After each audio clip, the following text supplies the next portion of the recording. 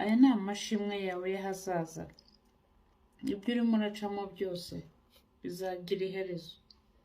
Komera kandi ushikame, Imana muri kumwe. Nubwo bikomeye, nubwo udashobora kumva ngo bizagenda bite, ariko Imana muri kumwe.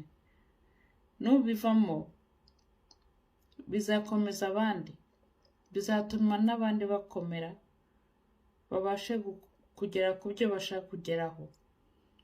Ihanganira ibigeragezo urimo, kuko iyi niyo si turimo. Kandi isi yuzuye ibigeragezo, ntabwo wakwicara hasi ngo uzakomeza ariko ibigeragezo byarangiye. Buri munsi wose uba ufite ikigeragezo cyawo. Icyo dukeneye ni iki? Ni ukwihangana, tugakomera, kandi tugakomeza, tukagera ku ntego twiyemeje.